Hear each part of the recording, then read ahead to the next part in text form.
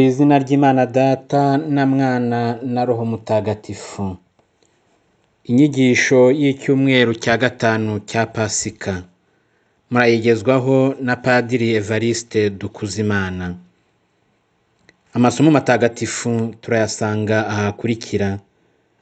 Isomo rya mbere ni ryo mu gitabo cy'ibyakozwe n'intumwa, umutwe wa 14, umurongo wa 21 kugeza ku wa 27.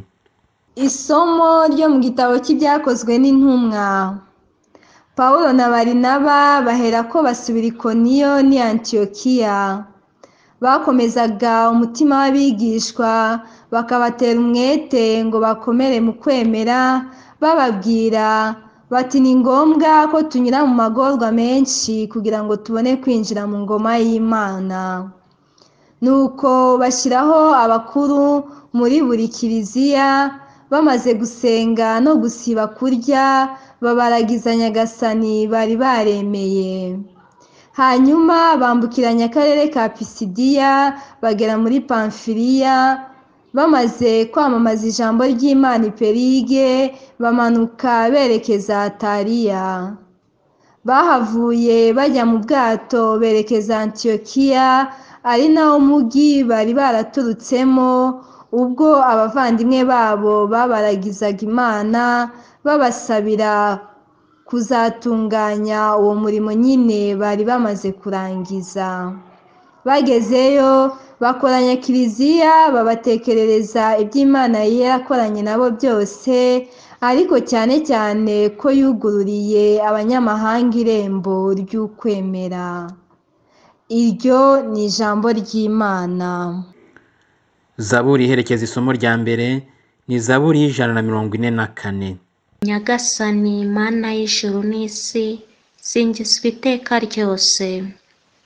Uhoraho ni umunyampuhwe n'umunyaneza, atinda kurakara kandi akagira urugwiro. Uhoraho agirira bose ibambe, maze imbabazi ze zigasakara ku biremwa bye byose. Uhoraho ibiremwa byawe byose nibijye bigushima, abayoboke bawe bagusingize, bazarate ikuzo ry'ingoma yawe, batangaze ubushobozi bwawe. Bazamenyeshe bene muntu ibigwi byawe, n'ikuzo ritamanzuye ry'ingoma yawe. Ingoma yawe ni ingoma ihoraho mu bihe byose, ubutegetsi bwawe buzaramba. Nyagasani Mana y'ijuru n'isi, singizwa iteka ryose. Isomo rya kabiri ni ryo mu gitabo cy'ibyahishuriwe Yohana Intumwa, umutwe wa 21, umurongo wa 1 kugeza ku wa 5a. Isomo ryo mu gitabo cy'ibyahishuriwe Yohana Intumwa. Njyewe Yohani, hanyuma mbona ijuru rishya n'isi nshya. Koko rero ijuru rya mbere n'isi ya mbere byari byazimiye, n'inyanja itakiriho. Nuko mbona umurwa mutagatifu Yeruzalemu nshya, yururukaga iva mu ijuru ku Mana, yaba ukereye nk'umugeni witeguye gusanganira umugabo we. Hanyuma numva ijwi riranguruye riturutse mu ntebe y'ubwami rivuga riti, dore ingoro y'Imana mu bantu, izabana nabo, bazaba abantu bayo, Imana nayo ibane nabo. Izahanagure icyitwa amarira cyose ku maso yabo, n'urupfu rwoye kuzongera kubaho ukundi. Icyunamo, amaganya n'imibabaro nabyo ntibizongera kubaho ukundi, kuko ibya kera byose birangiye. Nuko uwicaye ku ntebe y'ubwami aravuga ati, dore ibintu byose mbigize bishya. Iryo ni ijambo ry'Imana. Ivanjiri ntagatifu ni ivanjiri uko yanditswe na Yohani, umutwe wa 13, umurongo wa 31 kugeza ku wa 35. Amagambo yo mu ivanjiri ntagatifu uko yanditswe na Yohani.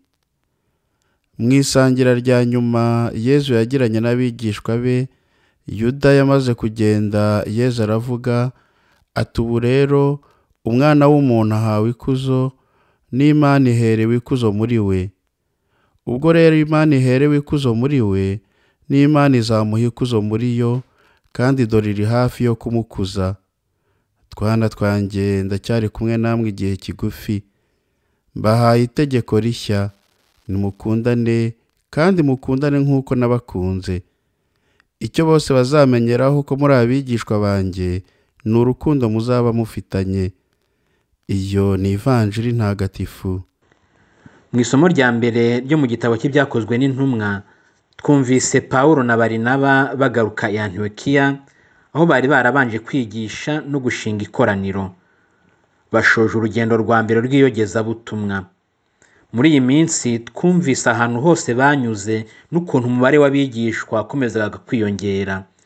Baragakoze rwose. Nyamara nubwo ubutumwa bwabo bwari burimo gutanga umusaruro mwinshi, ntibakomeza kuryoherwa no kubatiza benshi bashya ngo bibagirwe abo babatije mbere. Mu guhindukira barasubira aho banyuze mbere bashinga amakoraniro kugira ngo barebe uko ahagaze. Barasubira inyuma ngo bakomeze abigishwa mu kwemera, ahatari inzego za ngombwa bakazishyiraho, aho batangiye gucika intege bakabahumuriza. Ni byiza kubiba, ariko ni ngombwa gukurikirana ibyo wabibye, ukabibagarira, ukabishyiraho ifumbire. Uwabiba gusa ntazasubira inyuma, nta musaruro yazabona. Mu kwemera kwacu ni ngombwa gusubira inyuma, mu nzira twanyuzemo tukongera tukagira ibyo twegura byahirimye, tukagira ibyo twiyemeza bundi bushya kuko byadohotse, tukagira ibyo tuvugurura kuko bitangiye gusaza. Si ukwamagira gusa ubutarora inyuma. Ngiyi impamvu muri Kiliziya hahora abagarukiramana, kandi burya ntawe utari we. Ukwemera ni nk'umuriro ugomba guhora wenyegezwa, wongerwamo inkwi kugira ngo utazima. Ntabwo ari twarabatijwe gusa, ahubwo ni uguhora dusubiramo amasezerano y'abatisimu. Ntabwo ari twarabatije gusa, ni ngombwa no kureba niba abo tubatiza niba badahita babita. Umuntu yabivuga ku masakaramentu yose ndetse no ku nyigisho zose dutanga. Ukwemera ni nk'urumuri, ni nk'agatara gashobora guhuhwa n'umuyaga maze kakaba kazima. Ni ngombwa kukabungabunga, kahwekera tukongera tugakongeza, kazima tukongera tugacana. Urangaye akomeza kwibwira ko bigenda neza kandi ntacyo agifite. Umugore umwe ngo yaranyoye arasinda, bigeze aho bamuvana umwana mu mugongo, ntiyabimenya kuko yamushoboraga kumutura hasi. Umugore ntiyabimenya kuko bari batwaye umwana batajishuye imijishi y'indezo. Yakora ku mijishi akumvira cyamufashe, akagira ngo umwana arimo kandi baramutwaye kera. Umwana utururutsa ngo urebe ashobora kuba atagihari. Ni ngombwa kugera bwo umwururutsa, ukamureba mu maso, ukamwonsa, ukamusukura, ukamunanura, ukamuganiriza. Undi nawe ngo yariho yambuka uruzi, maze amazi amaze kumurusha imbaraga, ararohama, umwana yari ahetse atwarwa n'amazi, ariko umugore ngo abasha kurokora indezo. Noneho akajya agenda avuga ko iyo ataba umugore w'intwari n'indezi iba yagiye. Indezo sitagira umwana imaze iki? Hari abakristu basigaranye indezo gusa ariko nta mwana bagifite. Hari abakristu benshi barwana no kurekora indezo gusa, babona bakizifite bakiyamarira bati aha turi abakristu. Izo ndezo ni bya bimenyetso byose bituranga, ariko mu by'ukuri bitari mu kwemera nyako. Ukwemera kujyana n'amasezerano twagize n'ibyo twagiye tunyuramo byose. Uwirukanka gusa adasubiza amaso inyuma ashobora kugera ku musozo agasanga afite ibyuya gusa ariko yataye isaro rye. Ni ngombwa ko buri munsi twibaza aho tuva n'aho tujya. Harya ndinde, ndiki, ndihe, nasezeranye ibiki, mbirimo nte? Tujye tugira akanya ko guhagarara twibaze, ko gusubiza amaso inyuma twisuzume. Natwe aho tugeze ntihabuze ibyo twakoze mu bihe byashize. Ese ubu bimeze bite? Hari abo twigishije, abo twabyaye ku mubiri cyangwa kuri roho, abo twagiriye inama, abo twafashije mu kwemera. Ese ubaheruka ryari? Ubu bameze bate? Ese ntibasubiye inyuma? waba wararuhiye iki? Mu isomo rya kabiri, Mutagatifu Yohani Intumwa aravuga ijuru rishya n'isi nshya. Ijuru rishya n'isi nshya ntabwo ari ibyo tuzasanga ahandi cyangwa ibizaturuka ahandi. Nitwe tuzabirema nituba bashya, maze aho twizera hakaba hano iwacu nk'uko umuhanzi umwe yabiririmbye. Hagomba kugira ibizimira kugira ngo twubake isi nshya. Umurwa mutagatifu Yeruzalemu nshya uzagirwa na buri nzu y'uwo murwa na buri muntu wa buri nzu. Ukwizera ibizaza si ukwiberaho gusa ntacyo dukora. Ahazaza hacu dufite uruhare rudasimburwa mu kuhategura. Tuzubaka isi nshya n'ijuru rishya nitugengwa n'itegeko rishya Yezu aduha mu ivanjiri. Ivanjiri yo kuri iki cyumweru ni igice cy'isangira rya nyuma rya Yezu n'abigishwa be mbere yo kwinjira mu bubabare bwe n'urupfu bye. Ngo Yuda amaze kugenda, Yezu aravuga ati, ubu rero umwana w'umuntu ahawe ikuzo. Yuda yari asohotse agiye kumutanga, Yezu amaze kumwoza ibirenge, gusangira nawe, kumuburira no kumuha igice cy'umugati. Ikuzo rya Yezu ni urwo rukundo rutagira umupaka, rwubaha ubwigenge bwa buri wese, rwitanga, rurenga ubwoba. Yezu yari azi ibigiye kumubaho byose. Ubutwari si uguhunga gusa, ubutwari buri no mu kwakira washoboraga kutakira, kwemera gupfa washoboraga gukira, kwemera kugambanirwa n'ureba mu mutima we, kwicwa n'ubeshejeho ari wowe. Ikuzo rya Yezu riri mu kugabanya ikuzo rye, mu kumenya kuryiyambura akaritwambika kubera urukundo adukunda. Twe tumenyereye ko ikuzo ari iryo ushobora kwica cyangwa kugira nabi kuko afite imbaraga. Yezu we yatweretse ko ikuzo rishobora kuba iry'uwicwa, iry'ugambaniwe, aho kuba iry'umugambanira. Twe tumenyereye ko ikuzo ry'ab'iyi si rigaragarira mu kongera imbaraga, mu kurunda intwaro zikomeye no mu gukomeza ingoma zabo, mu kuba bashobora kwica benshi ariko bo bakaba nta wabageraho.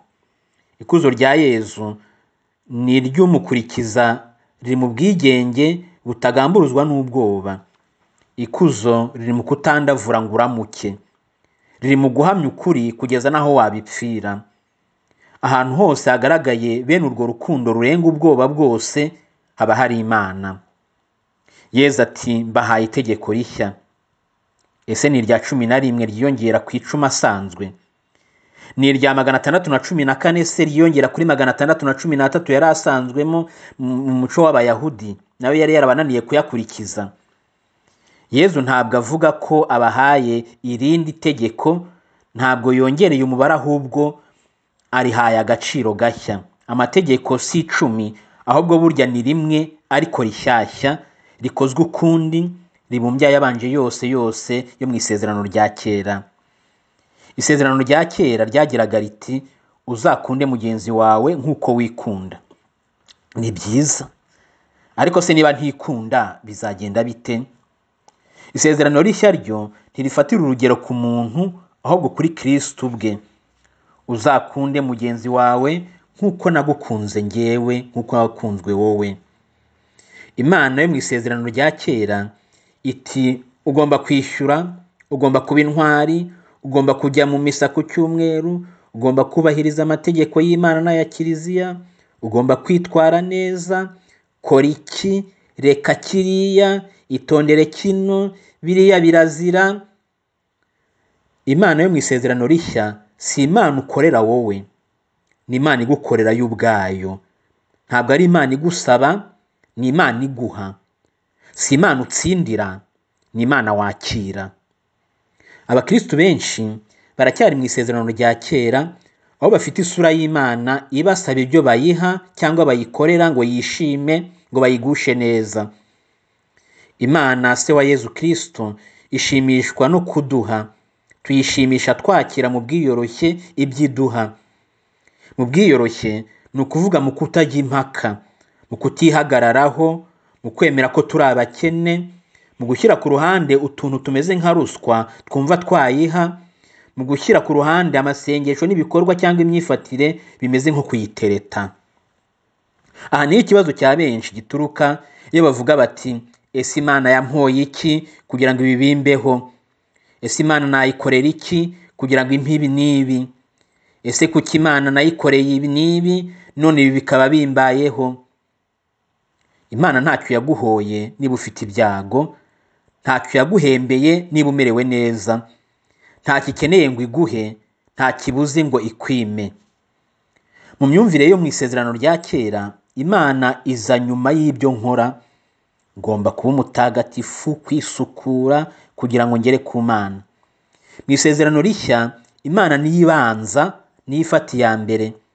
Imana irankunda atari uko nakoze icyiza, igakomeza kunkunda niyo nakoze ikibi, noneho ikansaba gukwiza mu bandi urukundo nakunzwe. Yezu ati nimukundane nk'uko nabakunze. Ntabwo atubwira ngo nimunkunde nk'uko nabakunze cyangwa nimukunde Imana. Oya, nimukundane hagati yanyu.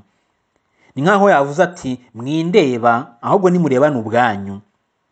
Ahandi Yezu yerekana ko urukundo unkunda rugaragarira mu gukunda abo nkunda.